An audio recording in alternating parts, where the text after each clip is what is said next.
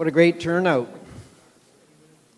I'm Tony Sprackett, and I'm Vice President of the Fernwood Community Association.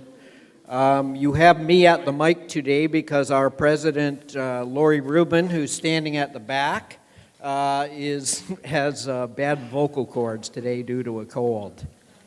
So I'm here to welcome you on behalf of the Fernwood Community Association and on behalf of Lori, our President. So to begin, I'd like to acknowledge that we are here today on the traditional territory of the Kungwan people. I'd like us to be mindful of that. And I just want to say thank you up front to each and every one of these candidates for caring enough about their community to try and help it be a better place.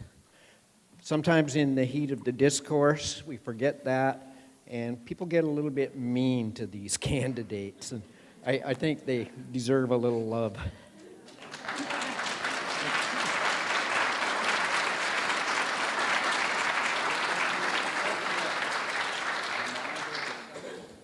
I also want to say some thank yous. We had an organizing committee of Lori Rubin, Mary Jane Crawley, David Maxwell, Sid Taffler, and John Farquharson. We had lots of volunteers to help us get set up. We also need to say thank you to the Fernwood Neighborhood Resource Group for providing the space that we're using today in the community center. Other people that helped out, Friendly Giant, maintenance company in Fernwood, Simply Pure Water. We have water at the back if you need it. All streamed up, so you will be able to, there is a link on the fca.ca website. You'll be able to see yourself listening intently after this, and there are some people that will be listening and watching live.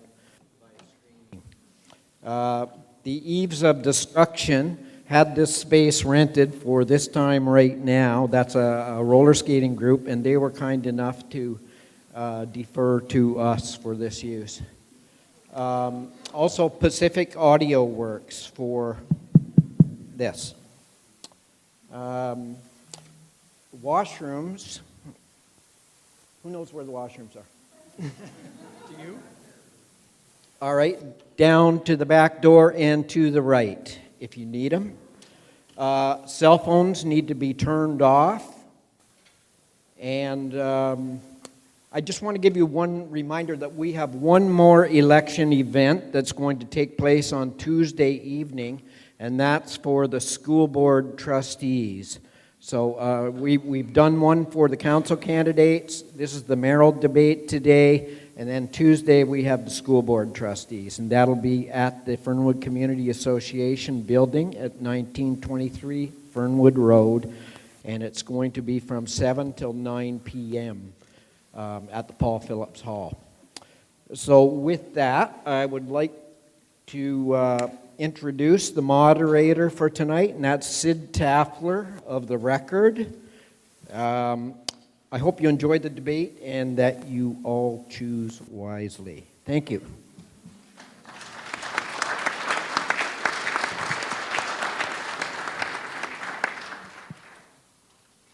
Thank you, Tony. So this afternoon is really about you wonderful people who are here from Fernwood and other parts of Victoria, and the candidates. Those of us who are organizing this event, we're providing a structure. And the candidates and all of us soon will understand what the structure is, and then we turn it over to you to ask the questions, and we'll explain the process in a minute. One exception to that is, as we begin, with respect to the people who are the chief organizers, the Fernwood Community Association, there'll be the first initial question from the chair of the Land Use Committee. After that, all the questions come from the audience members. And this is the process. And the candidates have all been made aware of it, and now we'd like to make the rest of you aware of it as well. And there were some handouts as we walked in. So there'll be brief introductory remarks by each candidate. We'll go alphabetical order, and the closing remarks will go reverse alphabetical order. So that's the first part of the process. And then we'll have our question from David Maxwell of the Community Association. And those of you who want to ask questions, you may know this already, but the process is you put your names, you give your names to the people at the back there who have the table, and your names go in a box. And then they are drawn out 4 at a time. 4 people at a time are invited to that microphone there in the middle. I hope that's clear. It's right there in the middle. And when you get up to ask your question, please, you have 30 seconds. We want to keep this going at a good pace so we get enough opportunity for everybody who wants to ask a question to do so. So you have 30 seconds to ask your question, and please choose 2 candidates. We're not going to have all the candidates ask your question. Choose any 2 candidates you wish. After they introduce themselves, you'll know who they are, and perhaps you already do. And then the candidates have 60 seconds to respond to your question. So it's a fairly quick process. The other option we've added is to allow for some spontaneity, which is that the candidates each have 2 wild cards. There they are. And so at any time when a candidate is not chosen to respond, he or she may play a wild card. In other words, you didn't choose candidate A, B, or C to respond to this question. He or she uses wild card, and then they get a chance. But of course, they only have 2 wild cards for the whole evening. And their chance is, they have a little more complication. They have 2 options. One is, they may respond to the question in 60 seconds, just like the other candidates did. They also may say, I challenge. I challenge X candidate or Y candidate, which means they want to specifically challenge what was said by a previous candidate. And then that challenge has to be done in 30 seconds. I know it's complicated, but Neil, our timekeeper, is aware of all these parameters. How long do we have for opening remarks? 60 seconds. Okay. 60 seconds for opening remarks. And then once the challenger challenges within 30 seconds, that precipitates a 2-way, moderated, hopefully not moderated in detail, exchange between those 2 candidates. Is that fairly clear? Okay, is it clear to the candidates as well? 2 minutes. 2 minutes. Good. Okay, thank you very much. And then, of course, at the very end, we will have 60-second closing remarks by the candidates. I'm anticipating that to be roughly 5:45 p.m. Our timekeeper is Neil Williams. Thank you, Neil, sitting in the front here. And he will flash the candidates, and the moderator should know he will flash an orange. You have orange and red, right, Neil? He'll flash an orange card when there's a 10-second warning, and then that's a good time for the candidate to wrap up his or her remarks, and then a red card when the time is up. Pretty clear, I would say.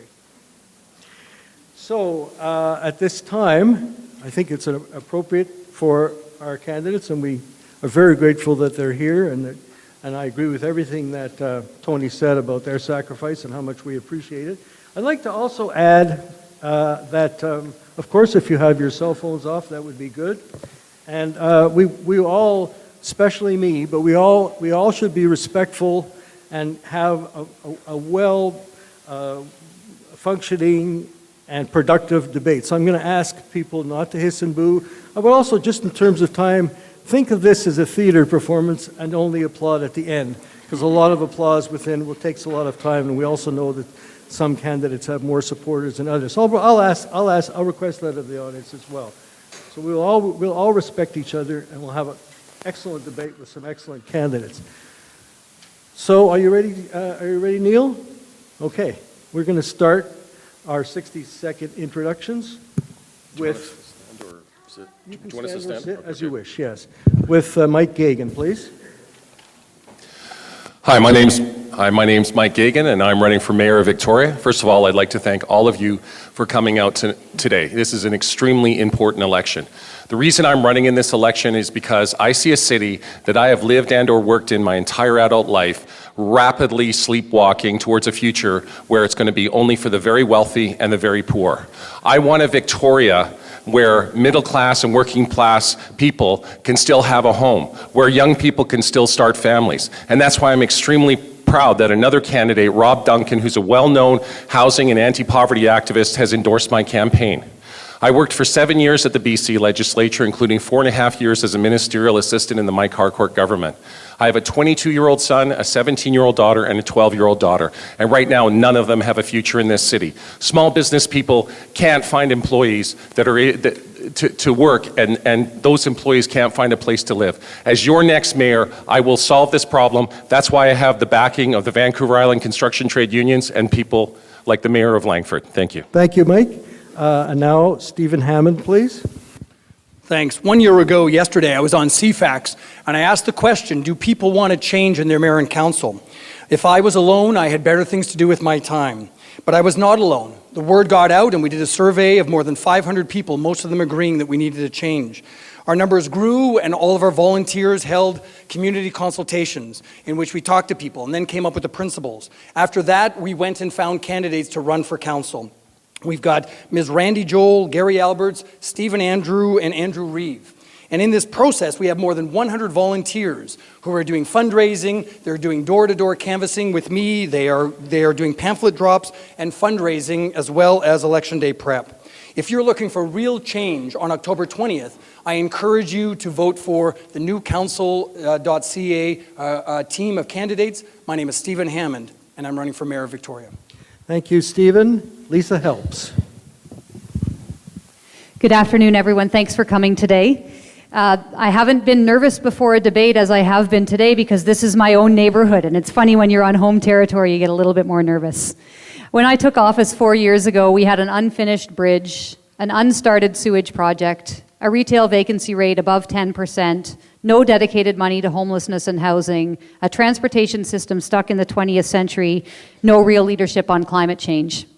Fast forward 4 years, together working with my council, we've solved some of these issues. We've got dedicated funding for homelessness and housing, we've got a bridge that's finished, a sewage project that's started, and we're just getting going. So I would say that after 4 years, it's not time for a change, it's time for 4 more years doing the work that we've been doing, building a compassionate, inclusive, affordable city. And that's what I will commit to doing for the next 4 years, and I really look forward to your questions today. Thank you so much. Thank you very much. David Johnston, please. Good afternoon. My name is David Arthur Johnston. I'm a candidate for Mayor of Victoria. I have a rare platform that includes a jump towards austerity. I believe we've been living in somewhat of a foggy dream world where we think we're rich when in fact we have a $100 million debt. I believe the Blue Bridge had criminal contrivance behind it that put us in the pockets of the developers.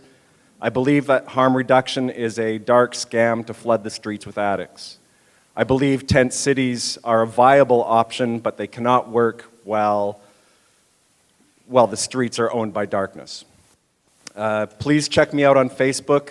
I believe that once you get to know me, you'll see no other option. Thank you. Thank you. Bruce McQuiggan, please. I'm right at home in this gym. I used to take my kids here to play on Saturday mornings in the fathers and kids play area. I've lived in this neighborhood for most of the last 25 years. We won't talk about when I was out in the land of stew for a little while. Just a year and a half. I got back as soon as I can. I live walking distance from here. My wife works across the street. I've had 3 kids graduate from Vic High. This is my community. You know, we're supposed to talk about our qualifications and our policy, but I want to talk about something else while I have 15 or 20 seconds, and that's this idea of what politics is. You know, you have a bunch of people lined up at a table up here who you're going to select to be your next mayor. That's a little bit like watching somebody ride a bicycle in order to do a swimming test. Winning an election is not the same as being an elected official. What I would like you to do is to look at all of us with an open mind and decide who is likely to be the best person to be your mayor, not the best person to win this election. Thank you. Thank you. Now, Christoph Smuda, please. Hello, good evening. My name is Krzysztof Żmuda. I'm the small business owner, Test of Europe Deli in Victoria, provided for last 8 years Eastern European food to Great Victoria. I decided to run for the mayor because I want to lead Victoria into the new path of common sense actions, as the last few years everything is done without common sense and without consultation with residents. Today, Victoria is double crime, double rent, commercial, residential, more deaths over those people, more homeless people, more traffic, more pollution, and less parkings. That's why Victoria needs help, not helps. Thank you.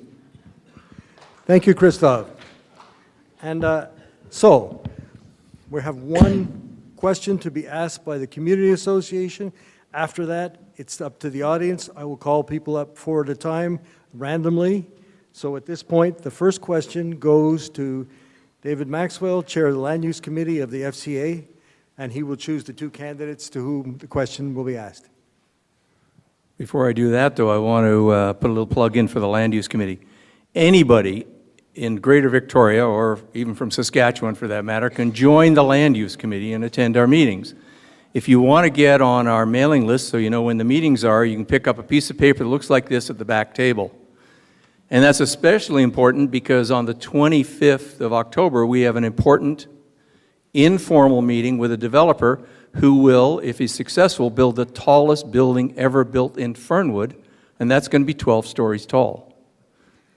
Okay, now, on to my question. So, Victoria's 2012 official community plan was developed over time with many public consultation opportunities that many of you probably remember. So this question is for Bruce and Stephen. Please comment on Council's current practice to make important amendments to the official community plan by sending letters to people living 200 meters from the proposed rezoning and publishing information in the paper, inviting people to make their written comments or attend a council meeting and speak on the matter. Is the question clear to the two? I'm not sure. Yeah, David, please. Are you asking if it's a good process? Yes, it's a process question. Okay, all right, sure. Can we have Stephen first, please? That's who you mentioned first. Yeah. Sure. Actually, the whole notion of consultation and making sure that people have a say in the land use is very important. When I've been at the doors, and I've been to thousands of doors in this campaign, as a matter of fact, I was in your neighborhood just this afternoon, it's one of the things that people have said to me that that they feel as though there is development that's being pushed on them, and they don't feel comfortable with that, and they don't have a say in it. Now, when I went through that big document, and there was a lot of interesting information about that, what became clear is that there was a lot of information that was given out to people, but a lot of people also in each community, in each neighborhood, didn't necessarily feel as though they were heard. So the process of actually sending it out to people who are in the area, I would actually like to encourage the engagement department within the city to actually be going door to door, and when it's going to affect their neighborhood, that they actually get more of a say so that people don't have to come to these long-winded meetings and stay up till midnight in order to have a say in the process. Thank you. Bruce, please. Thank you very much. We have to have some kind of process to be able to access communities' opinions about important development issues that influence their neighborhoods. The process that we currently have would be found in 1930. I teach sociology, I do consultation and stakeholder consultations in different industries, and this process could not be more flawed. There are a million different ways to actually get neighborhood input that is efficient for neighborhood members of the neighborhood in terms of the time they have to put into putting in that input, and they can be collated and analyzed fairly quickly. A million different survey methods, door knocking as Stephen suggested, and everything else. So that's the kind of process that I would bring in, a more informed social research process. Moreover, I have to say the fact that we have stuck to this kind of process in the 21st century seems to show to me that we've become a slave of private interests, that this is not an engagement process, this is a megaphone process to distort your ideas about how things should work. Thank you. Thank you very much, and thank you to the Community Association. I'd like to now call up our first 4 audience member people to pose questions to 2 candidates of their choice, and they are Rosalie Schmidsader, please. Is Rosalie here? Rosalie? Okay. Kay Marshall, please. Is Kay Marshall here? Please, to the mic, please. Floyd Martin. Floyd Martin, please, to the mic. And Leanne Trenchard. Leanne? We'll go third. Okay. So please, one at a time, please, Kay, ask your question at the mic and pose it to any 2 candidates you choose.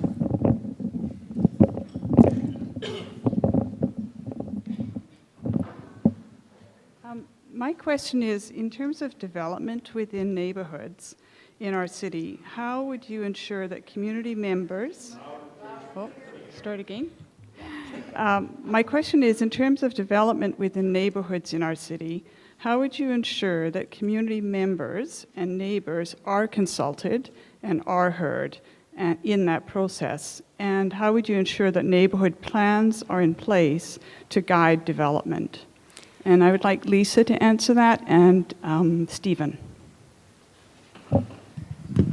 Thank you very much for the question. The question that was asked by David Maxwell is a good jumping off point for your question. The 200-meter mail-out and the public hearing is a requirement of provincial legislation. That's not optional. We have to do that, and it's really important that we do that because that's the most basic way to get the final decision and final input.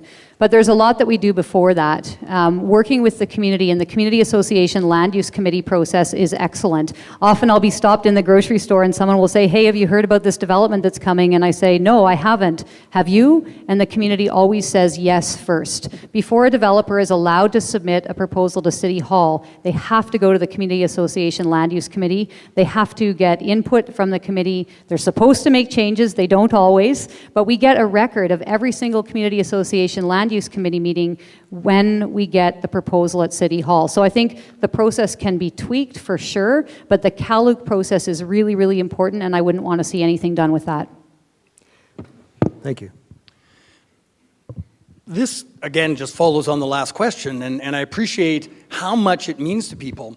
The mayor just recently, I think it was last week, said that they're backing off, the mayor and council, I assume, said that they're backing off of a development plan and also the neighborhood plan for Gonzales. And when I went, I've gone to every door in that neighborhood, and people were really upset. But you're looking for suggestions, not just criticism. And the thing is, I am saying that we must absolutely listen to the neighborhoods about this. And I'm not interested in hearing from people who are saying it's divisive and no one wants change. Everyone recognizes this is a fantastic place to live. Everyone recognizes that where we can increase the population that's reasonable for the neighborhood, that people are fine with that. But what you've got to do is you actually have to listen to people. It can't be 2 weeks before an election when people have been saying that it hasn't been fair for the last 2 years, that's when you listen to them. And so I'm saying we got to have the real consultation, listen to what people want, and then we go forward with any of these plans for development. Thank you. Our next questioner, please. Sid? I'm sorry, there's a challenge. You wish to be a challenge or just, No, just to respond? Okay. As well. Okay, sorry. Hi, Bruce McGuigan again. I think if we had a voice vote right now on a 12-story tower in Fernwood, let's do that. How many people want a 12-story tower in Fernwood? We don't even know where it is. We don't want a 12-story. There we go. So one of the problems that we have is that we have a process in which you actually have no say. You get to have input, which then gets to be ignored. And this is what everybody in every community in this city has experienced. You have input that gets to be ignored. Very little is done to integrate your perspective. There's no requirement to integrate your perspective into any plan for anything that gets done in this city. Let's bring about a process for planning that allows us to require planners to satisfactorily incorporate the input from the community. In effect, let's have a plan around which we can agree that there are goalposts through which a development has to be kicked, and that neighborhoods can say, not outside those goalposts. We don't have that right now. And something as much like the flawed, okay, I ran out of time. Thank you. Apparently. Yeah, thank you. No, not Okay. for me. We now have our next member of the public to ask a question. Leanne, please. This is for Michael and Lisa. Just looking at going ahead with the Crystal Pool and the Central Park development, and just wondering how you see, what your feelings are about that, and how you would proceed with the use of space and our new pool. Thank you for that excellent question. I have an apartment right on Queens Avenue, so I'm right in behind the Crystal Pool, and certainly the first project that I became aware of, the substantial costs, et cetera, I wasn't impressed with, and I certainly lean towards refurbishing the pool. However, in further subsequent discussions, I am also concerned about the amount of downtime that would occur with a refurbishment. So although I am inclined to refurbish rather than replace, if that leads to an excessive amount of downtime for that pool, say 2 years, and if the costs of replacing can be comparable to that of refurbishing, I am open to that. In short, I want the best outcome for the people who use that pool, and I want the best outcome for the taxpayers of Victoria. And I'll let the facts guide my decision. Thank you. Thank you very much. The facts are that we did a detailed business case analysis to determine whether renovating, refurbishing, or building a new facility was the best value for taxpayer money. And what we came to, looking at the life cycle of the asset, so a new pool will last for 50 years, is that replacing the pool is the best value for taxpayer money. The challenge that we're in right now is people love the pool, and I was just there this afternoon. People love the pool, and people love Central Park. People love both of those things. And the big challenge that we're going to have after the election is two things. One, making sure that we meet the federal and provincial funding deadline of January 31st, 2019. We cannot miss that deadline, or everybody else in the province is going to get the money, and we are not. Number two, that means we're going to have to make a really, really difficult decision as a council and as a community. Do we build the pool where the park currently is and move the playground and the basketball courts so that that can still be used, or do we close down the pool for 2 years? And that's a big challenge. We're going to have to grapple with that, and I'll tell you more when you ask another question. Thank you very much. So, Floyd, if you'll hold on a minute, Floyd, we'll ask our next question. But just to keep the flow going, I'm going to call up the next 4 people to pose questions as well, if they can please take the mic behind Floyd. And they are Riga Godwin, sorry. Mona Brashuk. Mona? Is Mona here? Thank you. Ross Crockford. You can just take your place behind the mic. Thank you. And Raymond Saint-Arnaud. Is Raymond or Raymond here? Thank you very much. Floyd, your question, please, and who the two candidates you'd like to respond. This question's for Bruce and Stephen, and I'd like to know where you stand on the amalgamation of all the municipalities.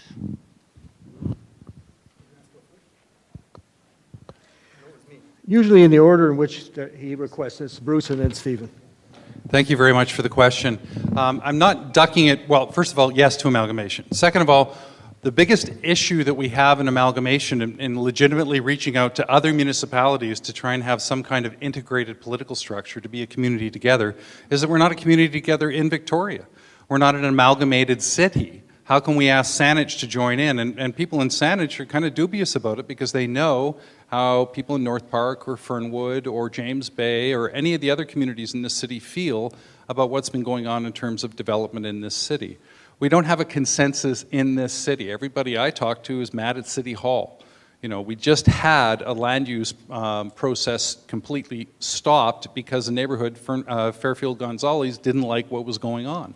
So we have to fix ourselves before we're going to be a very attractive partner to Saanich or any of the other communities. Thank you. Thank you. I don't think we're broke. And so I think we're doing fine. I'm in favor of amalgamation. The Citizens Assembly is a very good process. It takes it out of the hands of politicians, which I never was one until now, and make sure that it's being done on a thoughtful process, on an economically efficient process to make sure that anything we're going ahead with makes economic sense. Amalgamation, I don't want anyone reading in between this. The fact is, amalgamation seems like a very, very good idea, and I'm more than eager to find out what the Citizens Assembly will say. So I encourage people to vote in favor of it if you want to. Thank you. Riga, please. My name is Riga Godrin. I'm running for Victoria City Council. My question is to Mike Gagan and Bruce McGuigan. From my perspective, previous council and mayor spent millions of dollars improving their commute from City Hall to Fernwood. I live in Fernwood myself. What mistakes do you think were made building the bike lanes, and how would you fix it? Thank you for that question. Well, the first mistake was the inadequate consultation. And as the incumbent mayor has admitted, there wasn't proper consultation with the transit drivers, there wasn't proper consultation with senior groups, there wasn't proper consultation with disability groups. You now have this bike lane infrastructure on routes that were designated emergency routes for fire, ambulance, and police, and now fire, ambulance, and police are trying to avoid them. I think if we had a major disaster in this city, those bike lanes will have contributed to making that disaster worse. So the good news is that David Eby, the Attorney General, has let me know that ICBC is planning on spending $250 million, yes with a B, dollars on bike lanes in the province of British Columbia. So I think we can access some of those dollars, and after full and proper consultation, we will make changes. And what will those changes be? I'd like to see more bike lanes on secondary roads, fewer on arterial roads, and I don't want to see them hardscaped in. I want to see paint, and if we have a bike lane on a one-way road, the bike lane's one way as well. Thank you. Bruce? Thank you. I will mention, Mike, that on Friday morning at the real estate board debate, you did say you would rip out Fort Street, just to be clear. I'll also point out that you said the bike lanes would stay full stop at your first debate. Yeah, and they will. They will stay. Well, I can't keep track of your flip-flopping. No, I've never said anything else other than that the bike lanes will stay. We've spent a lot of money on them. Most of us like them, but I think that the bike lanes should go in the direction of traffic travel. A painted line isn't enough. My niece lives in this neighborhood. She's a single mom. She works for the province of British Columbia, and she was put out of work. She was actually working on her PhD at the time for 2 years because a painted line didn't defend her from a motorist that changed lanes right into her. So hardscaping or completely separating bicycle traffic is what I want to do to protect the members of my community and my family. Thank you. Thank you. We have a wild card challenge from Mr. Johnston, please. I think the bike lanes are part of a larger plan that includes the intentional, well, they're using the word densification. The population of Victoria is going to double in short order, and the bike lanes aren't necessarily for green use. It's more of a getting ready for towers everywhere and Victoria to turn into to continue evolving into a massive revenue generating machine. I think the bike lanes are extraneous, especially when we're $100 million in debt. With whatever float our indebtors are allowing us to have to run this city, I would rather give everyone a Leatherman and a bag of seeds. Thank you. Thank you. Mona, please. Thank you. I'd like to direct my question to Lisa and Stephen. How will you make affordable childcare spaces available given the critical lack of educated, certified, and trained early childhood educators? Thank you. Is that clear? Is that question clear? Okay. Actually, one of the ways you can do it is by when developments are being proposed that you include the community amenity contributions. And Victoria has got virtually none of that, especially when you compare that to other municipalities within BC, the municipalities that are growing like we have. And so the thing is that it would be wonderful to be able to get some of these CACs, as they're called, and they're built into it so that you make sure that it's in a number that doesn't stop development, but it's also something the developers say, yeah, I'll build that into my cost of the buying the land and of the development I'm about to do. And those can go towards parks. Those can go towards perhaps medical clinics. Those can go toward daycare centers. So there's lots of things that you can actually do to help the community in situations like that. We just haven't been asking, or we haven't been requiring developers to do that. And there's lots of opportunity to do it so that when things are being built, it's not a burden on the entire community. It's actually a contribution to the entire community. Thank you. I think your question was about childcare staff. Yes. Yes. We have, kind of off the side of my desk right now, but working with the community, a Mayor's Childcare Solutions working group. And at the table, we have everybody involved. We've got the provincial government, the Chamber of Commerce, the childcare providers, Island Health. We're all in it together. And we've been working as a group for the last 18 months, and we've arranged for the opening of 300 new spaces over the next 4 years. And the question, so the province will hopefully fund them. The school district and the city are coming together to provide the land. And now our next stop is working very closely with Camosun College and the province to fund the positions to fill those 300 spaces. So it's really, really exciting when everyone can come together. And the working group has been working so well. We've got the application in for 300 spaces, 40 per neighborhood on different school properties. And our next step now is with Camosun, and those conversations have already begun. Thank you. It's a really important question. Thank you. Before we proceed, I'm sorry about the folks who are having to stand. There are a few chairs that are available. Anybody please raise your hand if they have a chair near them so that people can sit, and those people can please come forward if they wish to sit. Thank you. And now we'll go to Ross, please. Oh, I'm sorry, is it a wild card? Yeah. You're playing a wild card? Sorry, Bruce. Yeah, I've played all my wild cards. I'm going to ask Chris to give me his. Being able to afford to pay people properly is just a weird phrase. You just pay people properly or you don't do it. But the salaries of early childhood educators is only one of the costs within a daycare. There's a whole bunch of other costs. And one of the things that Stephen was hinting at is that if we can get the buildings cheaper, we can afford to pay people. And I've already done that. You remember the MS Society building on North Park? I helped buy it last year with a $2.5 million zero-down mortgage from Van City, and we turned it into the Victoria Social Innovation Center because nonprofits get renovicted too. And Family Services and the Victoria Immigrant and Refugee Center have been renovicted 4 times over the last 40 years. We have space left over where we're putting in a 24-unit daycare. And it's going to be a cool daycare. It's going to be the first one in BC that actually is open for shift workers as well. It's going to have trauma-informed daycare supervisors so we can work with kids who have been traumatized by violence at home or by the refugee experience. Don't call them, please. They're not taking a waiting list yet. We're starting construction in 2 weeks. Thank you. So I've already done it. Okay. Ross, please. Question for Stephen and Lisa. A big part of the reason why the bridge project went sideways and so far over budget was because city staff and consultants buried or bent information that was presented to council about, whether you had a fixed price contract, whether the contractor had ever built anything in China before, whether other infrastructure in the city needed replacing or not. That stuff was not presented. And I was just wondering... Come to your question, please, Ross. Yes. Right now? What would you do or what have you done to discipline or correct staff or consultants that provide you with incorrect information? Answers, please. Well, I don't get the opportunity to discipline the staff that I'm not the mayor of, and hopefully we don't have to do that too often. We are said, the new council.ca group, our team, has made it very clear that we want an independent audit of the Johnston Bridge. And as a matter of fact, a woman down here said, are we going to pay for that? And I think if you had to pay for that to get a better $40 million overrun, that's worth it. But as a matter of fact, the provincial authority will actually do the audit for us.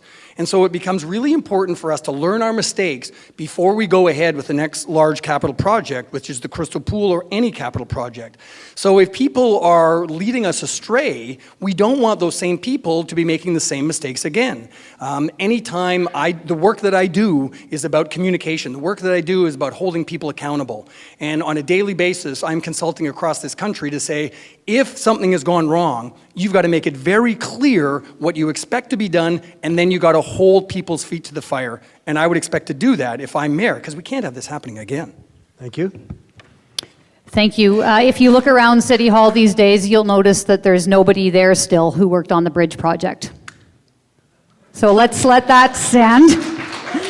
Secondly, we have done a detailed about face. We're never going to do a project like that again, and everyone probably out there knows that I didn't support the project in the first place.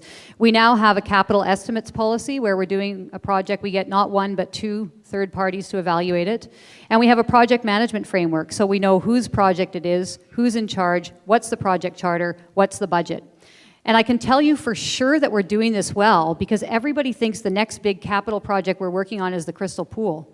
It's not. It's the fire hall. It's gone so well, no one's even heard of it. We've partnered with a private developer.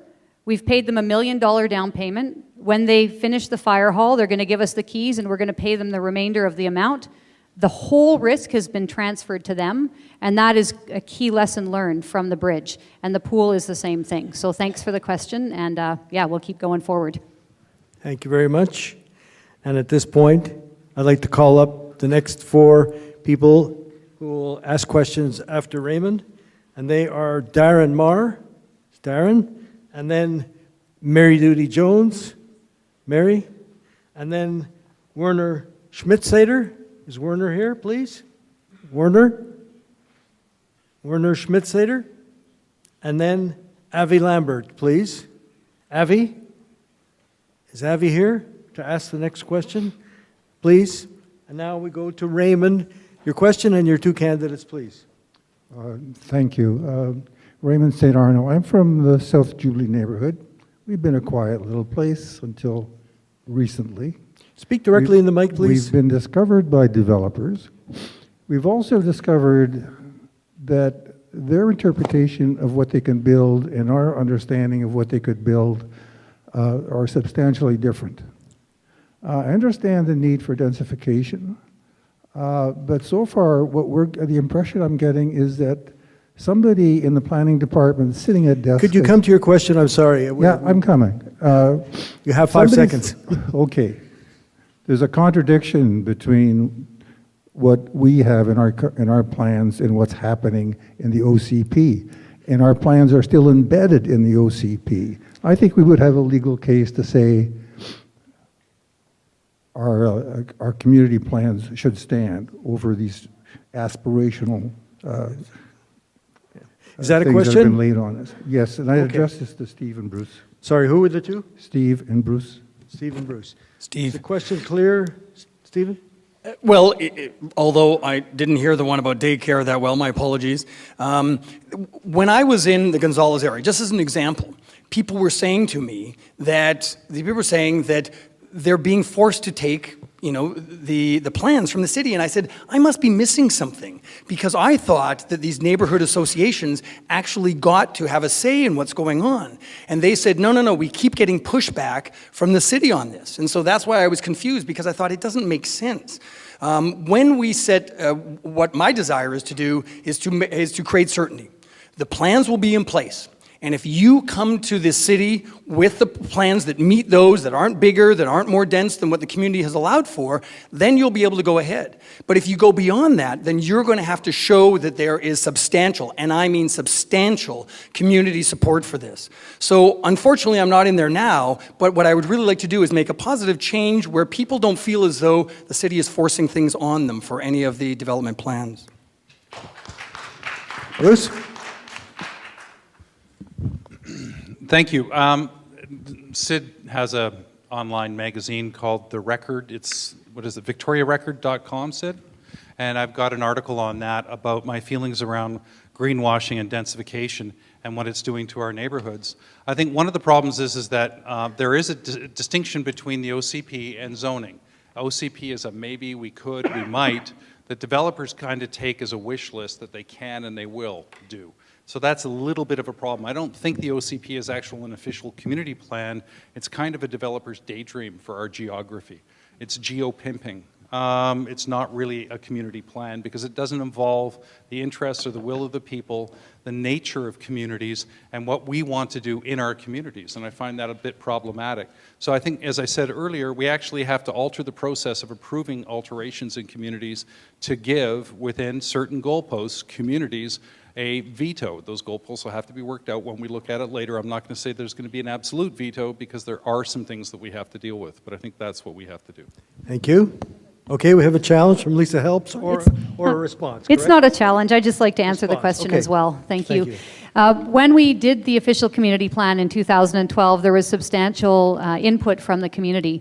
But the problem with the OCP is that other than in Burnside Gorge and Victoria West, where the neighborhood plans have been completed, it doesn't align with the neighborhood plans. And that's why for the past 4 years, we've been working really hard to get the neighborhood plans done. And unlike when the plans were done in the 90s, where the OCP was the bylaw and the plan was just a policy, what we're doing now is aligning the OCP with the neighborhood plan. So when Burnside Gorge neighborhood plan was finished, we changed the OCP to reflect what the neighborhood wanted. When Vic West local area plan was finished, we changed the OCP to reflect the neighborhood plan. So now there's no discrepancy between them in the two neighborhoods where the local area plans have been done. And that's why local area plans are so important. Burnside Gorge, there was a development that came forward against the neighborhood plan, and we voted it down. Thank you. Darren, please. Question and two candidates. Darren Marr, resident of North Park. I'd love to give my question to all of you candidates, but for the purpose of this just forum, I'll ask this question to Lisa and Bruce. There have been some major projects during the past few years in which City Council have not adequately provided consultation input from all stakeholders affected, including the Johnston Street Bridge, the Downtown Bike Network, Crystal Pool, and Indigenous reconciliation efforts. If elected, what would you do to improve greater communication, consultation, and input with all stakeholders on major civic initiatives?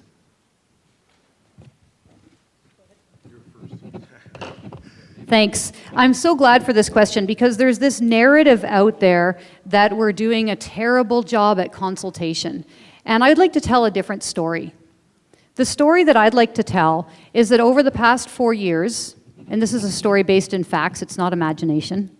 Over the past 4 years, we've done hundreds of consultations. The Vic West Neighborhood Plan, the Burnside Gorge Neighborhood Plan, the Plastic Bag Ban Consultation, the Arts and Culture Master Plan, the Parks and Open Space Master Plan, the Cecilia Ravine Park Consultation, the Topaz Park Consultation, the Ship Point Consultation, the Centennial Square Consultation, the Climate Leadership Plan Consultation, lunchtime lectures, Black History Month, and so on and so on and so on. And what people keep pointing to are 4 things out of hundreds that didn't go well. I don't know that I need to say much more. We're learning from what doesn't go well, but we've done hundreds of things where we've had positive feedback and positive interaction with the community. We'll learn from what hasn't gone well, and we'll continue to refine the process accordingly. Thank you. So a lot of the consultations have gone well, and a broken clock is accurate twice a day. The fact of the matter is that we have a broken, I think, process of consultation. It doesn't take into consideration contemporary consultation tools that we have. I've done consultation, not neighborhood community consultation, but usually regulatory agency consultation with very angry people around regulation.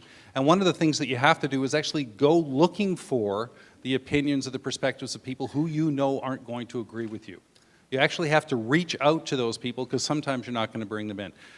The fact that some things go well doesn't really alter the fact that an awful lot's gone wrong, and that people get very upset about it going wrong because they don't feel like they had the opportunity to have their say or that their say was completely ignored.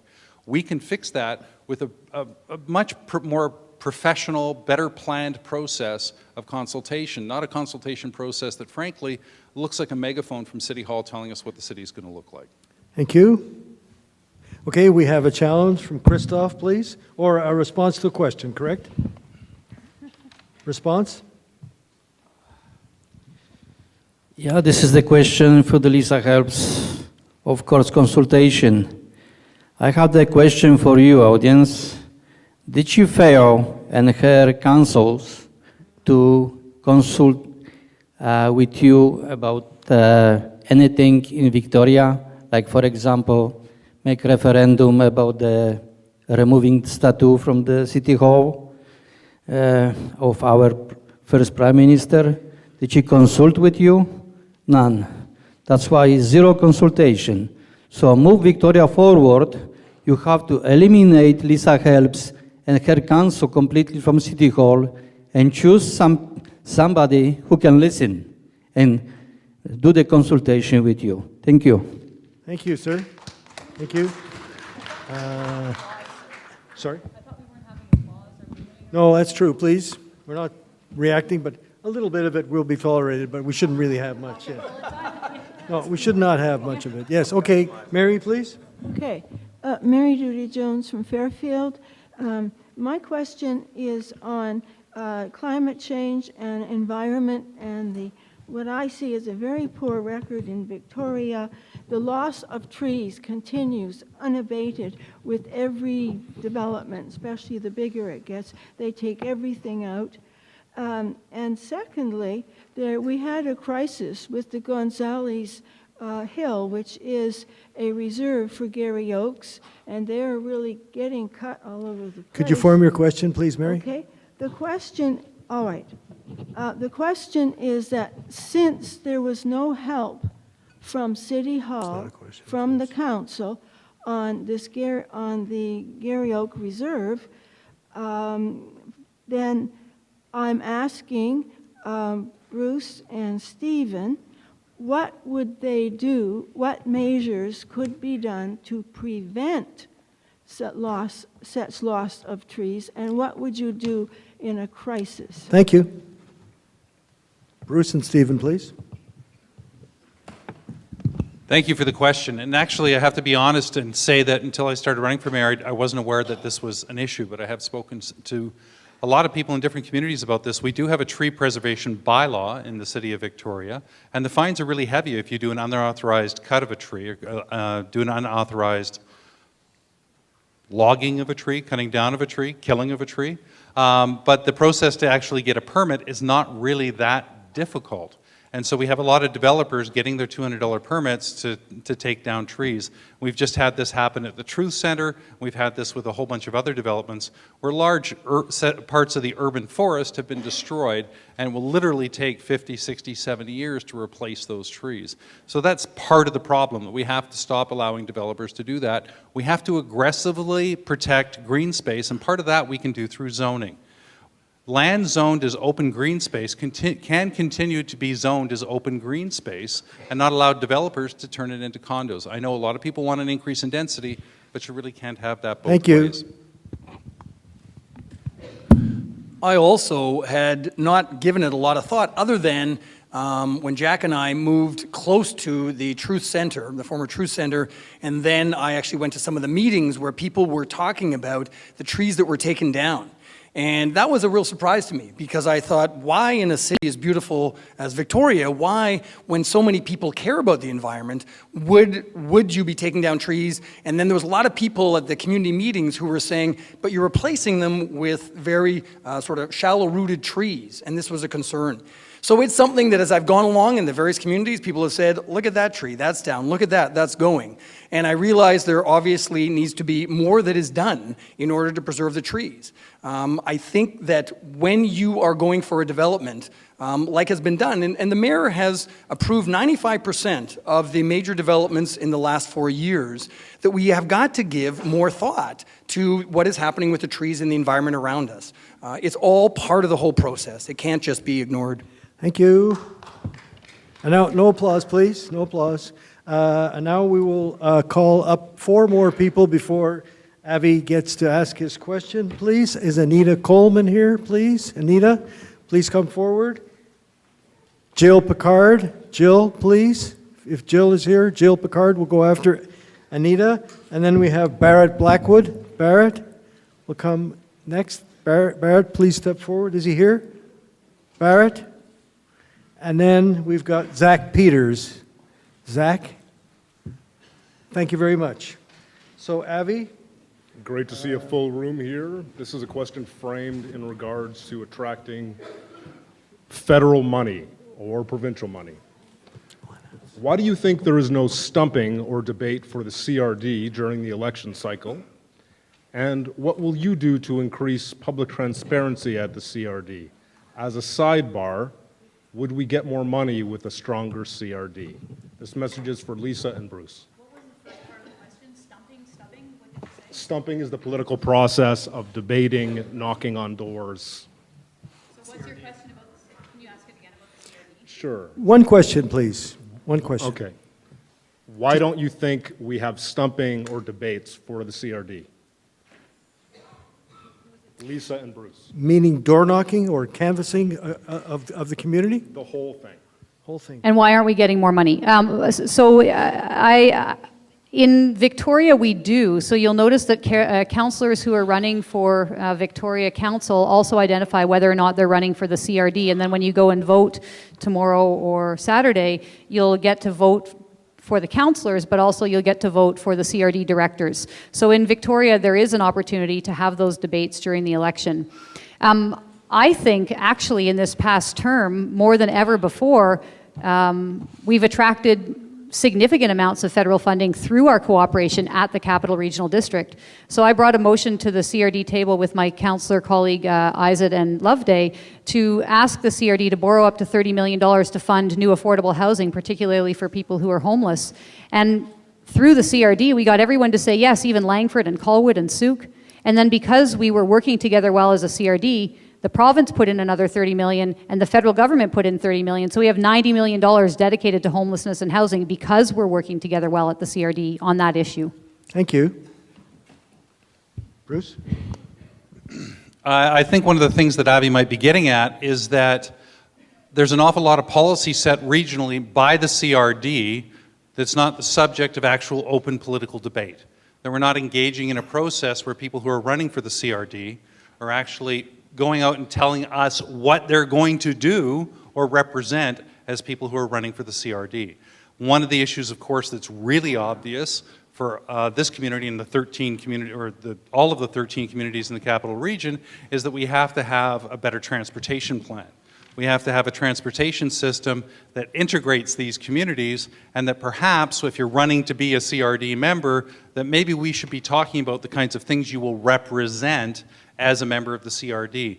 Just as being an MLA or an MP is a different level of governance for which there are different issues, being a member of the CRD or a representative of the CRD is a different level of government for which there are issues we should be running on. Did I get that correct? Thank you. Thank you. We're going to have Mike now playing a wild card. Yeah, further to what Bruce said, the CRD is part of the price we pay for having the population of less than Burnaby split into 13 different municipalities. But I want to talk about the issue of getting federal and provincial dollars. Now, some of you might not know this, but when the West Coast shipbuilding industry was in serious danger of going extinct, it was the BC building trades that came to me. And I went to Ottawa, and I successfully lobbied first on their behalf and then on C-SPAN's behalf to make sure that the contract for building our next generation of Coast Guard vessels came to British Columbia. When patients in this community in Victoria were waiting 13 months for an MRI, patients with brain tumors, the Victoria doctors passed the hat and they hired me because they wanted to see more public dollars going into public MRI facilities. And that campaign was successful, and we ended up doubling the amount of provincial funding that goes into MRIs. So if you're looking for a mayor that can actually get dollars and has a proven track record of success in terms of lobbying the federal and provincial government, then I would strongly encourage you to vote for me on October 20th. Thank you, Mike. Before we proceed, I just want to ask the audience, are there folks here who would like to ask a question and haven't had an opportunity yet? Please give me a show of hands. Anybody who would like to ask a question hasn't? Okay, if you would do me the honor of submitting your name in the back, and then we will include you in the question process. Please go to the back where we have people taking names, and we will include you in the question. Anybody else wish to ask a question and hasn't had the opportunity yet? Okay, well, that's the process. Please go to the back, and we certainly have the time left to put in several more questions if you wish to ask one. Now we'll go to Anita, please. Question and 2 candidates. Hi.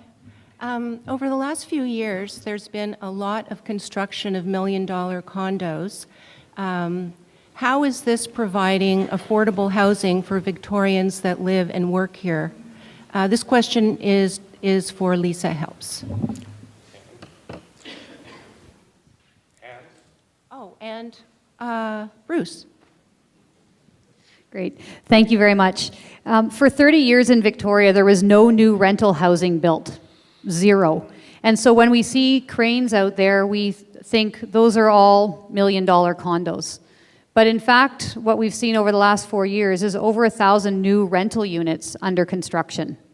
Not million-dollar condos. So there are 1,000 new rental units of construction. I think you should let Lisa answer the question, please. And that's not good enough. And so what we've been doing for the last 4 years is also working really hard on affordable housing. We've convinced the province to buy every single vacant building in this city and fill it up with affordable housing. So Mount Edwards, Johnston Street Manor, Tally Ho, Super 8, those are now publicly owned buildings that will be in public hands forever. At the same time, we've partnered with the school district. We're opening 88 units of affordable housing for families in Burnside neighborhood. And when I say affordable, they're run by Pacifica, so truly affordable. We're opening a new fire hall on Johnston Street. On top of that, there'll be 130 units of affordable housing for families there. We've got another project in the works with the school district as well. Thank you. Bruce, please. Thank you for the question. And I keep using the example of North Vancouver, the district of North Vancouver, not the high-rise part at the bottom of the C-bus, bottom of the hill, but the district of North Vancouver, which has a similar population to us.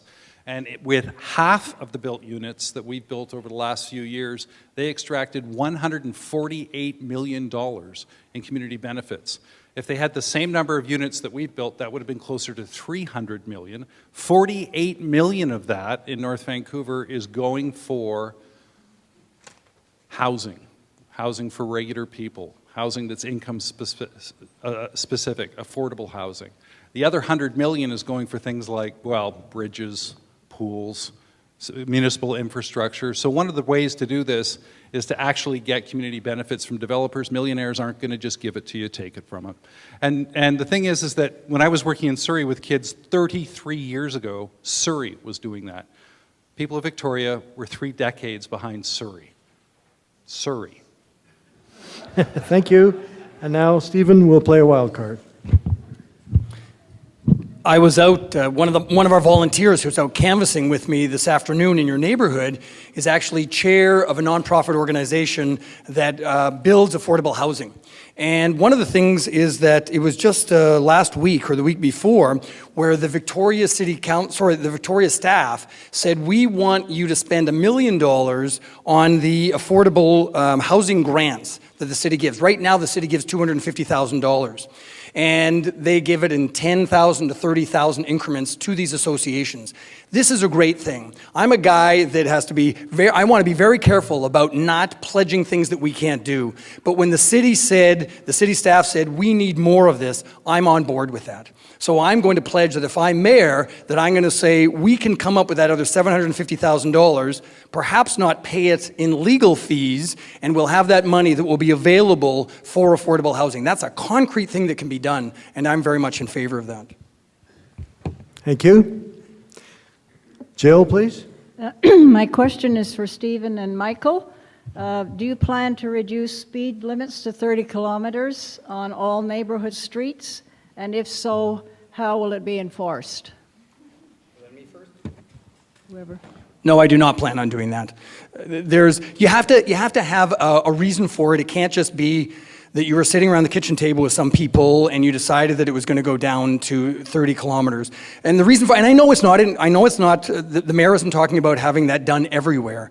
But I was in a part of, again, canvassing what part of the city, and the woman says there is no 30 kilometers across from that school. And I said, I thought there was always 30 kilometers when you got in the school zones. And maybe this is just one of the exceptions. So where it's necessary, people are willing to go slow.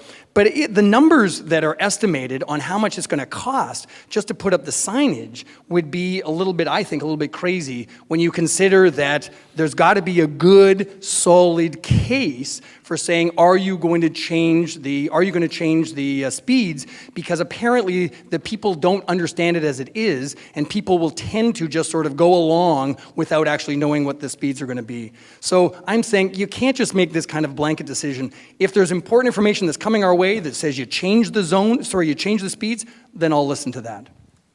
Thank you.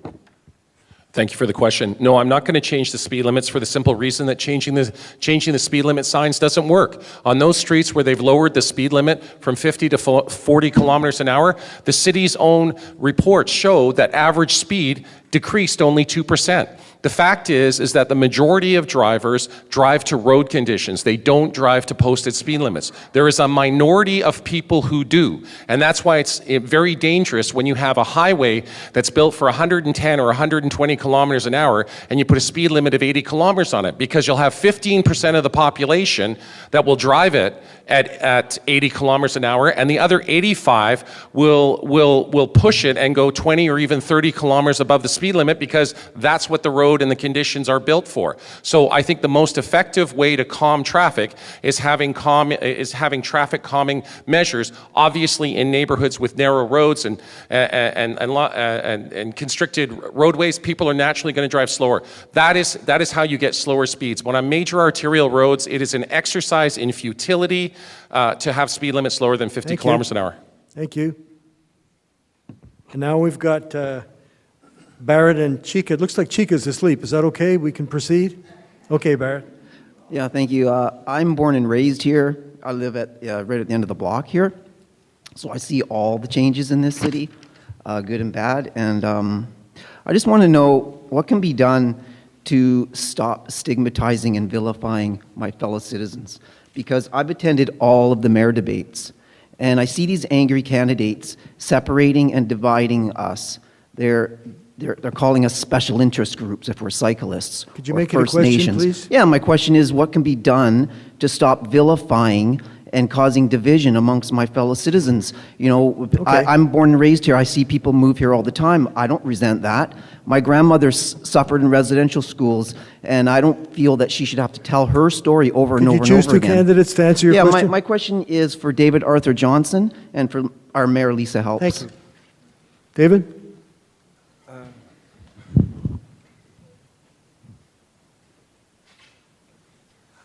What can we do to stop stigmatizing people? It will start with a suggestion of patience. Ultimately, as mayor, it would become known that I know that evil isn't a real thing, and therefore hate is intrinsically absurd. And so with patience, we'll be able to see through misinformed or ill-informed ideas the best we can.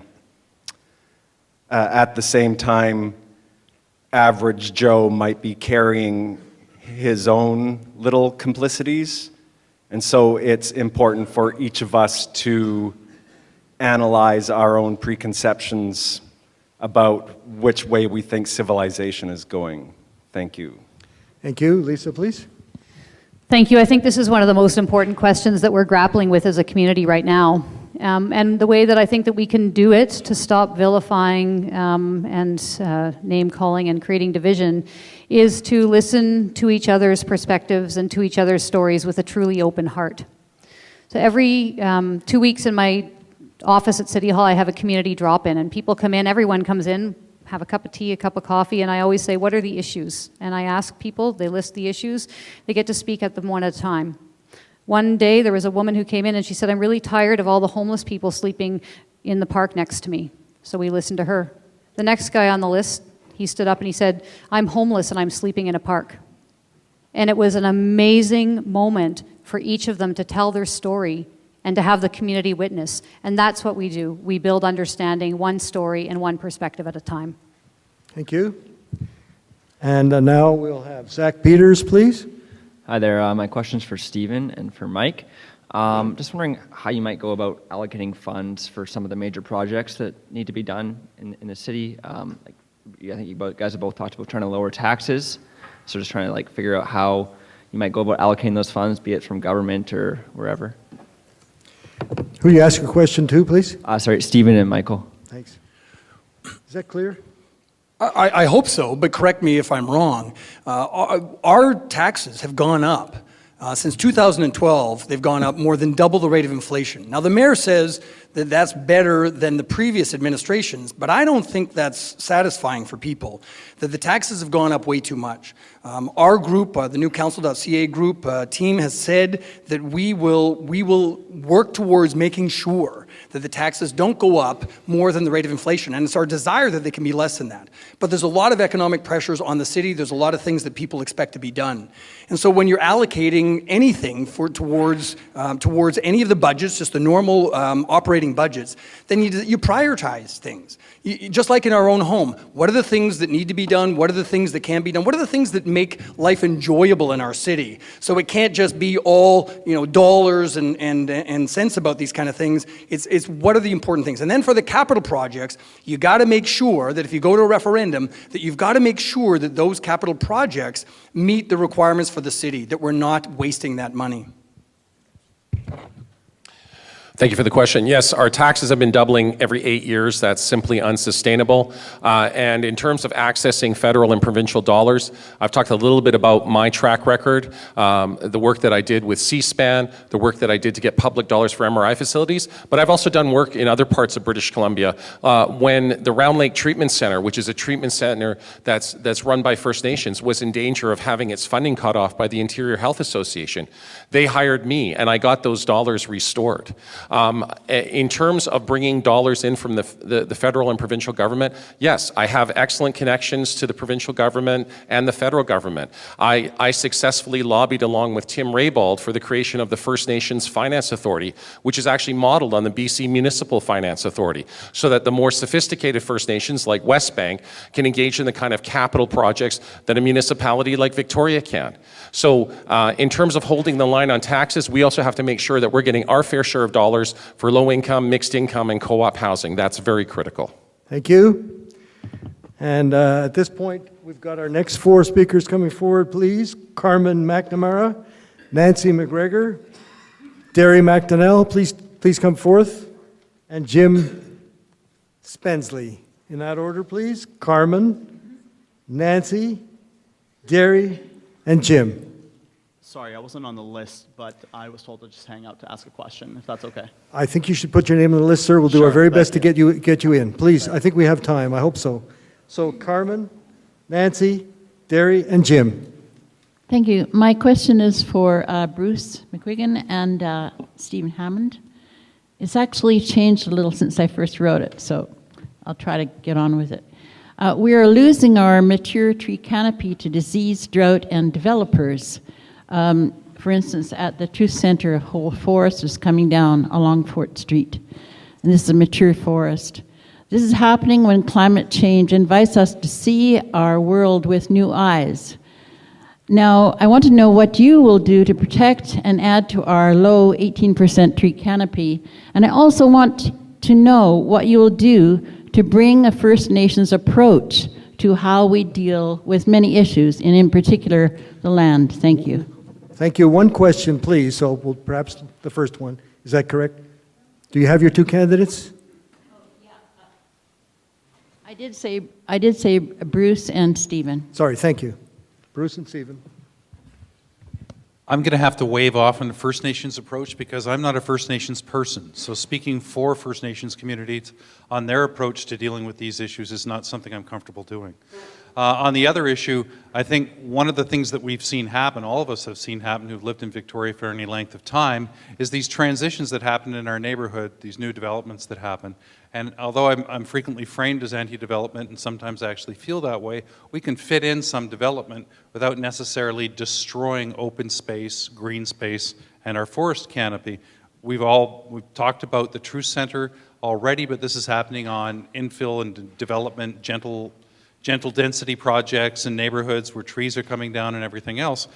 The first thing I would do is I would protect institutional zoning so that we don't lose things like downtown schools, churches, the Truth Center, parks like we've lost all over the city, well, not parks, playing fields we've lost all over the city to development projects in order to protect space where trees can grow. The second is actually to enforce and strengthen the tree bylaw. Thank you. Thank you.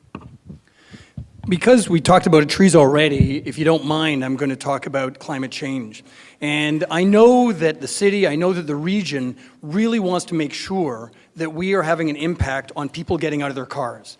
Now, it was interesting because coming here today, the thought, or someone asked me, they said, well, you know, are you going to be driving over? And I said, of course not. It's a 6-minute cycle ride, and it's my favorite way of getting around town. And believe me, with some of the congestion, you want to do that. And so I want to be encouraging people, when we talk about climate change, I want to be encouraging people to find ways that they can have small contributions for climate change. When I look around this neighborhood, I see all these wonderful little parks, and I see that people are part of it, where they're growing vegetables and they're growing different plants of different kinds.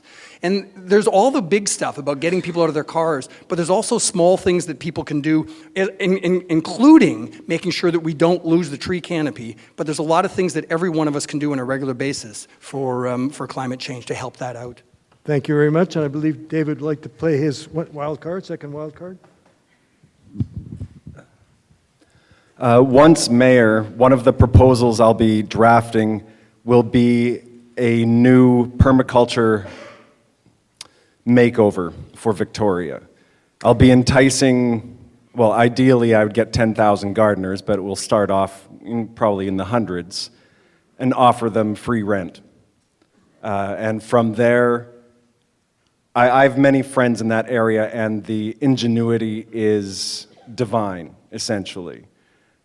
Getting all these people with the Parks Department's gear and the spaces that Victoria has and the influence we have, I think we can turn this entire town into a metaphorical Rivendell, food growing everywhere.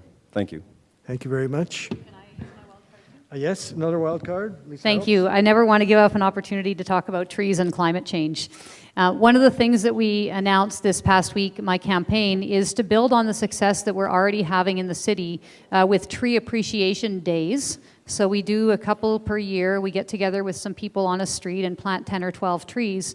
What we announced this week was an urban tree planting festival. So once a year, in every neighborhood at the same time, neighbors will come together on their streets under the guidance of parks workers and plant 1,000 trees in one day. Right now, we plant about 383 trees every year, 1,000 trees in one day as a city. And each year, we'll do that. And what that will do is it will add to the 33,000 trees we already have on public property. And we've been working really hard with our Parks Department over the past few years to make sure that the trees that are planted are successful, that they thrive. 95% of all trees planted in the city, they live because they're properly cared for. So increasing the tree canopy is a huge priority, and you'll see it when you go to my website and look at my platform. Thank you.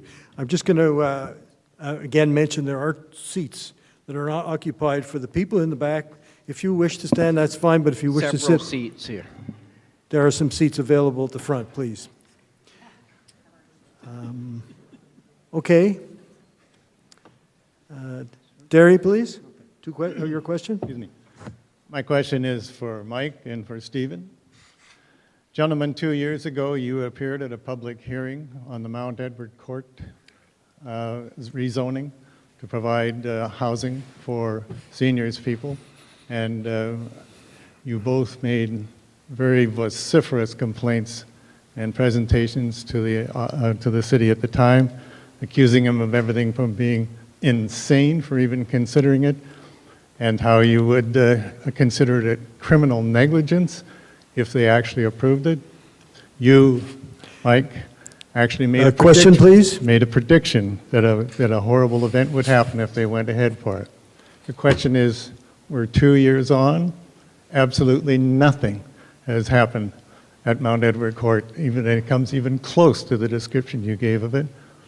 So how what is your question? How can you claim today any credibility whatsoever to speak on homelessness and poverty in the city? Thank you. No applause, please. No applause. Thank you for that excellent question. First of all, when I spoke on this matter, I was representing my client at the time, which was the Christ Church Cathedral School. So I was expressing the concerns that they had that there would be a lack of proper vetting. And because of the pressure that we put on the city, there was proper vetting. And so we didn't have a shooting gallery, and it became the facility that we wanted it to be, which is a dry facility caring for those age 55 and up. So I make absolutely no apologies, sir, for wanting to safeguard children. So, and the fact that I have Rob Duncan, who is a well-known anti-poverty and housing advocate, endorsing my campaign shows that I am a strong proponent, and I do support a housing first strategy for the homeless. So yes, do I want to make sure our kids are safe? Yes, I do. I also want to ensure that the people who are homeless because of physical or mental disabilities are not put cheek to jowl with people who have drug and alcohol addictions, because their safety is important to me as well. So I make no apologies for making safety first and foremost, and thank you for the question. Thank you. Thank you. Please. Stephen? When the provincial government, who had done a horrible, horrible job by allowing the tent city and the courthouse steps and then not having anything in place, when they were saying that when they bought Mount Edwards, and they were saying it was a low barrier, which basically means no barrier, which basically means there's going to be no restrictions. And when the CEO of the social service agency that is running that said to the parents at Mount Edwards, to the cathedral, said, did you give any consideration that it was right across the street from an elementary school? And the answer was no, we gave no consideration. We needed those rooms.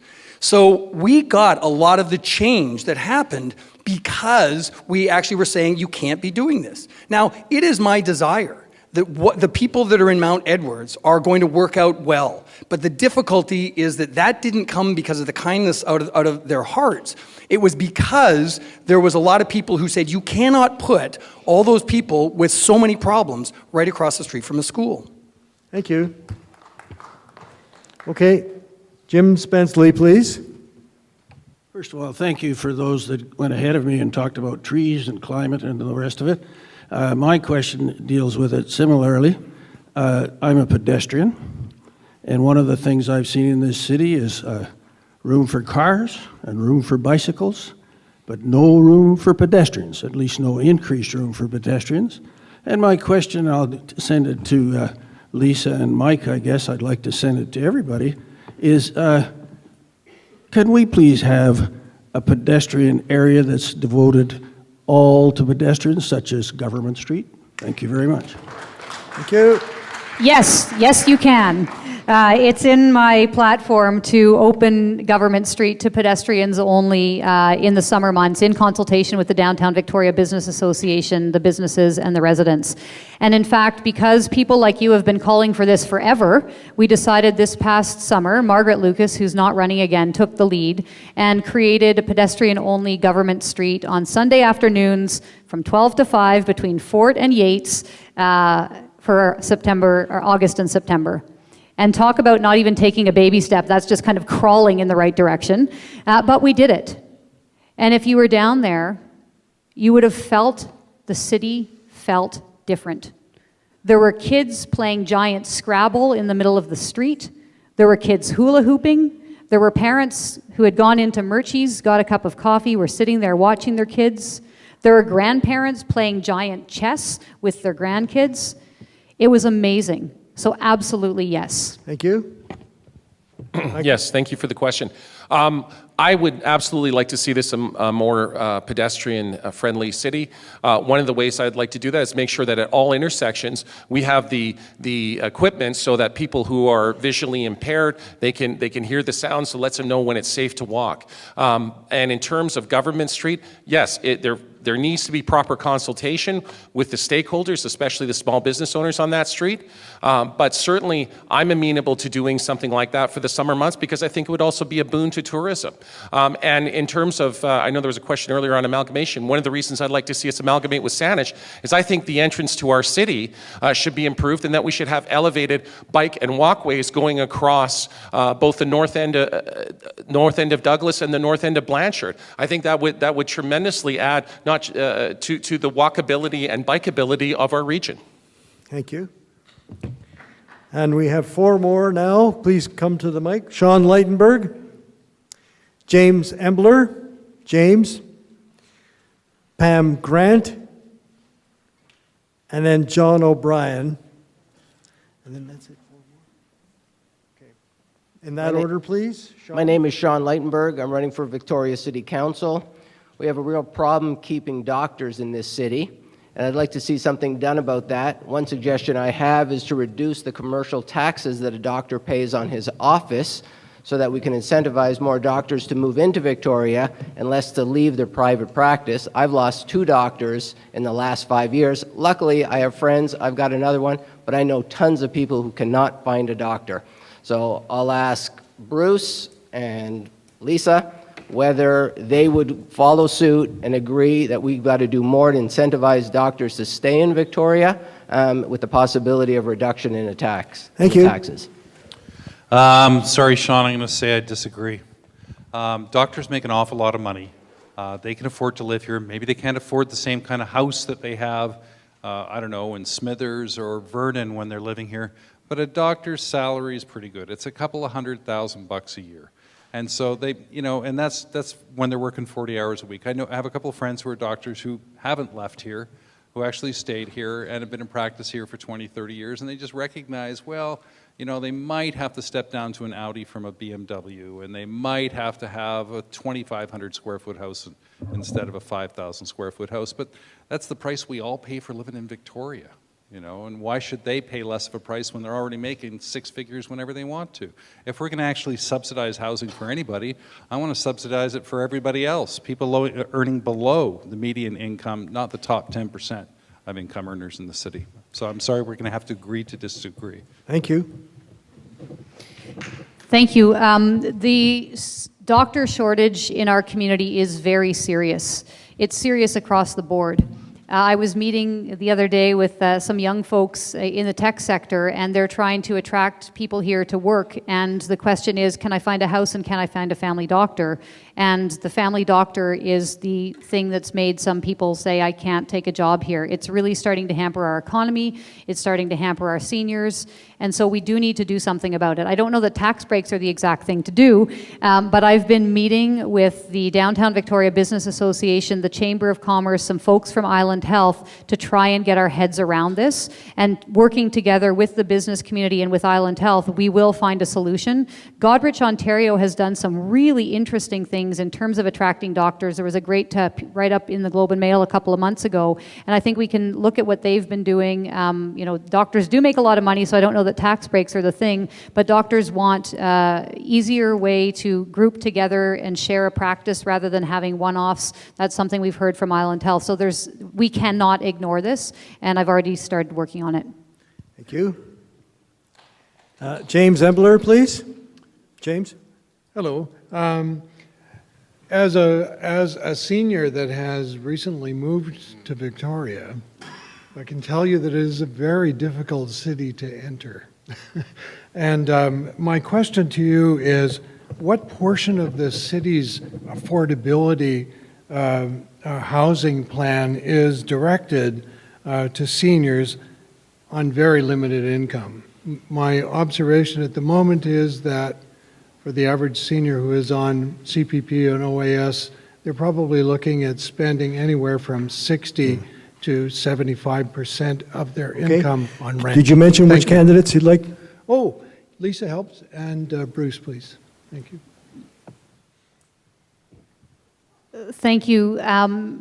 The City of Victoria itself doesn't run housing. We don't own housing, but we certainly support the development of affordable housing. And the city runs and participates in the Capital Regional Housing Corporation. We fund the Greater Victoria Housing Society, the Kool-Aid Society, and a number of organizations through our Affordable Housing Trust Fund. I can't tell you off the top of my head how many units in the city are currently for seniors. But I can tell you that with the new monies coming from the provincial government and the Regional Housing First program, we have an aging demographic, and when projects come forward for seniors, those projects are prioritized because we know not only is this an issue now, but this is going to be a significant issue. So our Affordable Housing Trust Fund doesn't discriminate, but we know that we have to respond to demographic trends, and an aging population is one of those. Thank you. Boy, I can't tell you how relieved I am that Lisa went first on that one, because I genuinely had no idea. And I'm glad that the answer is 0 in terms of city-provided housing. I think one of the issues that we have to start doing is developing communities that have, in terms of funding housing, that go from a range of near market all the way down to subsidized or assisted living, and they should be demographically mixed as well. They should be for seniors as well as people raising young families. And I actually think that the city needs to get into the business of building housing. It's been years. I don't think we can rely on the capital region, and I don't think you should trust a candidate who says they're going to call the province or call the federal government, because you go into office, you pick up the phone, call them, they say no, and you say, sorry, they said no. Promise kept, I called. I think that we actually have to have the municipality start building housing, and the means to do that is to charge the developers for taking away our zoning from us, just as North Vancouver does, $48 million to our nothing. So we're going to have to do that to get that mixed housing. Thank you. Pam Grant, please. Thank you. The interesting thing about this election, besides the fact that there are 9 people currently vying for this chair, is that most of you have never served on council before. I have a question for Stephen Hammond and for Bruce McGuigan. I would like to know what professional experience you bring to the table that qualifies you to be mayor. Please speak specifically. Don't just name jobs you've done, but I'd like to know what you've actually done that qualifies you for this role. Thank you. Well, thanks, Pam. As Bruce's campaign manager, I'd be more than thrilled to answer that question. The fact is that I've got common sense. And more than anything else, I don't see that a lot of common sense is going on here. I'm a lawyer. I've had my own business for the last 27 years. I consult and I give advice to some of the most senior companies in this country. And as a matter of fact, when Bob Paulson, the former head of the RCMP, the former commissioner of the RCMP, when he was right in the middle of planning the $100 million settlement that he inherited for sexual harassment, he read my 3rd book, The New Norm, and he said, I want you to come and talk to my senior leadership. And so I flew to Ottawa and I talked to his senior leadership, and then across the country they had me come and talk to their people. The fact is that there's a lot of things that I have learned having my own business. Every penny that I get is because I've hustled for it. And every penny that I spend comes out of my own pocket. So more than anything else, I will always be making sure that I've got your dollars in mind, and also that I am able to work with all kinds of organizations. Thank you. Thank you. I have common sense, and I promise I'm not a lawyer. And I think the guy running the RCMP is not really going to be the best expert for selecting somebody to do bullying and harassment either, unless he's actually training them to do it. We've had a little bit of a problem with that, as you know. I ran Victoria Family Services for many years, for 5 years, as a nonprofit. Last year as an executive director with a staff. And the first time I ran a staff in a youth program, I was 20 years old at the Lower Lonsdale Youth Center, and I had a staff of a dozen. I had staff in a unionized environment with the District of Surrey. I've been a senior policy advisor in 5 areas in government plus ICBC. So I've done senior governance stuff at the cabinet recommendation level in the province of British Columbia. I started the Victoria Social Innovation Centre. Not a huge capital project, but a damn big one for me, $2.5 million, and that came in on budget. Matter of fact, last year in Family Services, we had a surplus because of my careful watch on a budget with demands and service delivery and several staff, over 20, sometimes 30. Thanks. So I've managed staff. Thank you. And at this point, before John speaks, I'd like to call up our 4 last questioners, because we do we'll have the candidates do their final wrap-up. So we have just 4 more questions at this point, and they will be, please come to the mic, Ryan Painter, Kathleen Martin, Darlene Archibald, and Pasha Beji. I hope I'm pronouncing that properly. John, would you please ask your question? Thank you. I'd like to riff off the last question a little bit by acknowledging that the candidates for the mayor's seat are coming new to council. My observation in following a few issues at council is that the city is a system, like any complex organization. And what I observe sometimes is that council is at pains to try and figure out how to develop the procedural construct that allows council to manage what the city is doing. So your question is, sir, please? How will you ensure, what performance outcome indicators will you put in place so that the ideas that council brings, reflective of the public, are not ones you end up having to apologize for because of the way they were implemented? And the candidates? And let's go with two new people to council, Stephen and I think Mike. Thanks. Actually, I think that the way you do it is just any other time. When I was in management, when I was a lawyer, when I was a manager of labor relations and employee relations at companies across the country, is that you actually just say, here are the expectations, this is how we get to it. If there needs to be a procedure that is set out to get to it, then fine, then you work on that. Otherwise, you ask the people with the expertise to say, this is the outcome that we're looking for, and I expect you to get to there. Can you tell me how you're going to go about doing it? And one of the things that I find is that there's just not a lot of accountability, or people are afraid to hold people accountable.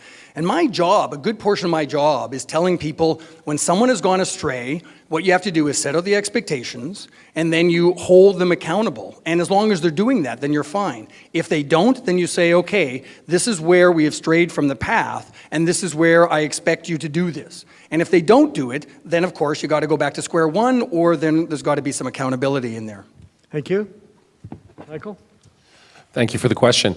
First of all, in terms of working with various municipal councils, I've done that a lot, as well as work with the provincial and federal governments. I spent 7 years serving on Langford's Planning and Zoning Committee, so I got to see firsthand that a municipality can be run in such a way that you can make effective and timely decisions that benefit the community. So, and in terms of the selection of councillors and the mayor interaction with them, I deliberately did not run a slate. I believe that the good people of Victoria should decide who they want their councillors to be, just as they decide who their mayor is. And if I am so fortunate as to be your next mayor after October 20th, I will work with whichever councillors have been elected. I believe there's issues we agree and disagree on, in terms of the various candidates. But certainly in terms of the mandate that I have, I'll be reminding councillors, should I be elected, like, this is the mandate I have, and how can we work together? So I expect that there'll be a bit of horse trading going on, but I will be reminding them of my mandate. I don't think that answered. Ryan? Thank you. Ryan, please. Okay, they're going to make me bend down on this one. Hi, Ryan. Oh, there we go. Tony to the rescue. You'll have to put it down again, Thanks a lot. Hi, Ryan Painter, candidate for school trustee. My question is for Mike and for Lisa. I'm a 34-year-old young professional living here in Victoria, so of course my question is housing. I'm a renter currently living in Beacon Arms, slated to be demolished next summer, putting up a bunch of people out of housing. My question is, how are you specifically going to advocate for young professionals like myself, young families looking for housing so that we can stay here in Victoria? My family is looking to move to Langford because we can't afford to live here. So how are you personally going to advocate for housing for us? Thank you. Thank you for that excellent question. Yes. One of the most critical shortages we have is affordable family housing. One of the things I want to do to end the rent skyrocketing rent increases is I want to get the provincial government to authorize 3,000 to 5,000 units of student housing at UVic and Camosing. Now the nice thing about that is once they go ahead, they can't be held up by Oak Bay or Saanich or Victoria. They can start building, and that frees up 3,000 to 5,000 units of rental accommodation throughout our region. And as Seattle has proven, is that if you can get your vacancy vacancy rate from 0%, which is where we're pretty much at now, to 6%, then rents stop increasing, and in Seattle's case, they plateaued and even came down a little bit. And 3,000 to 5,000 units of student housing at UVic and Camosun is a good way to start. But obviously, as we're looking at reviewing the official community plan, we're going to have to look at opportunities where we can build affordable housing for young people, for young families, because right now, there isn't any, and that means right now, our city doesn't have a future. Thank you. I just want to ask the candidates, I know, did you want to go wild card, or was it, you were asked? I'm sorry, go ahead. Then I'll ask the candidates. Thank you. Ryan, I will do more than advocate for you. Advocating is easy, but actually rolling up our sleeves and getting the housing built is difficult. One of the things I've been working on since January, when I decided I was going to run for mayor again, was a very detailed plan with a cross-section of the community, and it's all here in paper, but it's also all on my website. So we're going to do things like make it easier for larger garden suites on large lots. There are 5,600 large lots in the city. Right now, you can only build a one-bedroom garden suite. We're proposing 2-bedroom garden suites, housing for families. Right now, it's easier to put up a single-family home than it is to put up a fourplex. One of the proposals coming out of this concept of missing middle housing is to have fourplexes on single-family lots with affordability built into the zone. Not everywhere in the city, not where it's traditionally single-family, but making sure that every opportunity that we have to build larger, more affordable units, just through policy changes, we can do that, and I've got it laid out on my website. Yes, Stephen, playing his wild card, please. I want you to know that where I come from, Fernwood has the youngest age of any other part of the city, and it's also got the highest number of renters than anyone in the city. So, and it probably makes sense, right? That there's that correlation. Many years ago, when I was living in Vancouver, I was part of a group that I was actually part of a group that was created, and it was called Renters at Risk. And this is when the BC provincial government was bringing in changes that were ridiculous. As a matter of fact, they were bringing in changes to rental legislation that was actually allow for retroactive rent increases. If the landlord did not give the full amount up to a 4-year period, the landlord could go back, and then you could end up with something like a 14 or 15% rent increase. I was on the news, I was screaming like other people in the neighborhood about that. As a result of that, I was then asked to sit on the board of directors of the TRAC, Tenants' Rights Action Coalition. It's called a little bit something now, but it's still called TRAC. And so I understand the needs of renters, and I will be supporting them as well as homeowners. Thank you. Now, before we proceed, I have a few more questions. However, with respect to the candidates, we did tell the candidates the session would end at 6, and they may have other appointments, correct? You do have, they do. So we're going to have to end the question period now. I'm very sorry, but it's only we did say we'd end at 6, and the candidates should have that opportunity to move on. So, no, but they have to have their closing statement. So I'm sorry. We'll have to proceed to closing statements now. So we can, and if there's an opportunity on the way out to ask your question, we will, but we did say we end at 6. I will now have 60 seconds each of closing statements, starting reverse alphabetical order with Christoph, please.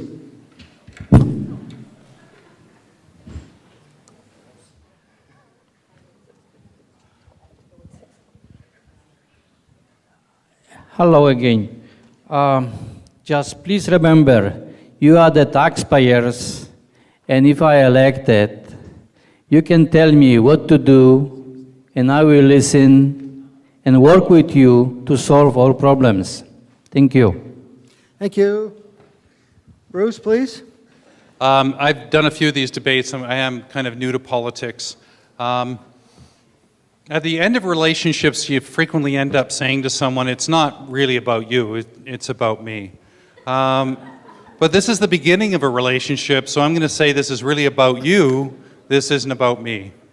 I'm actually running for office, but this is your power and your responsibility. The person you're going to vote for is the one that you think can actually run the show the best. Run a meeting the best. I want to actually say that we really need to make City Hall boring again. We need to make Victoria a little bit more boring again. We don't have to have all this excitement around decisions that are made on the spur of the moment, without proper input, without a decent process, without measurable outcomes, without a process of review, without any apparent planning, completely impulsively. This is about you. You have to decide what your city is going to look like after October 20th, and I'm happy to try to help. Thank you very much. David? My name is David Arthur Johnston. I'm a candidate for mayor of Victoria. My administration skills are not honed or polished. I can tell smart people when I'm talking to them. Quaintly enough, being the fellow who catalyzed tents becoming legal in this town and subsequently in the rest of the Commonwealth, I'm the law and order candidate. If you wanted, we have to stop acting like we're prosperous just for a little bit, because we're not. We have some stuff we need to deal with, and I can't be bought or instigated. Give me a think, because sometimes strange and bold things happen. Thank you. Thank you. Lisa Helps, please. Thank you very much. First of all, thank you for coming today, and thank you for all of your questions. I want to close by talking about what we all love about Victoria. We love our neighborhoods. We love that our city is walkable and bikeable. We love our small businesses. We love our downtown vibrancy.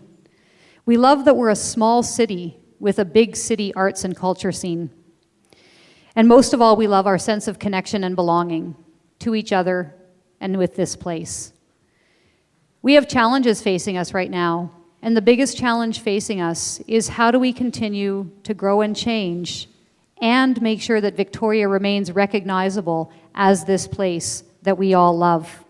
That's our biggest challenge, and what that's going to require is difficult conversations, open minds, open hearts, and working hard together for the next 4 years. And I look forward to that opportunity. Thank you. Thank you. I mentioned that it was a year ago when I asked the question, do we want change? If you're happy with the mayor, then I'm not your guy. But the mayor won by 89 votes last time. And in this year, we have been building a community. We've asked people, are your taxes too high? They said yes. Do you feel like you're not listened to? And people said that they haven't been listened to. They feel as though in their neighborhoods, things are being pushed on them. If you do want to change, you're going to have to consider, what is it going to take to have a change from the mayor? And I just want to say that I haven't done this alone. We have built this community. We have built people. We have hundreds of people who are working on our campaign. We get out there every day and we talk to people and we listen. And as a result of that, I've learned a lot. My name is Stephen Hammond. I'm running for mayor, and I'm running on the new council.ca team. We're independent candidates, and that includes Randy Joel, Gary Alberts, Stephen Andrew, and Andrew Reeve. And these are very capable people, and if you want a real change, then I encourage you to vote newcouncil.ca. Thank you. Michael? I want to thank all of you for coming out today, and I also want to let you know that I will stick around if anyone has any questions that they want to ask of me. Look, in this election, the majority of people are obviously not happy with the incumbent mayor. And in terms of looking at the alternatives, it's a difficult decision for you to make. But look at the candidates that have actually put forward concrete policy proposals and platform proposals, and I invite you to go to votemikeformayor.ca and see the platform that I have. My campaign is not based on anger. My campaign is not based on fear. It's based on common sense and compassion. I want a city where people of all different income ranges and all different ages can continue to live, work, and play here. It's because we're not on that path that I was motivated to run. I want to have a future in this city. I want my children to have a future in this city, and I want your children to have a future in this city. So I hope you seriously consider voting for Michael Gagan on October 20th. Thank you. Thank you so much to the candidates. We express great gratitude for everything they sacrificed.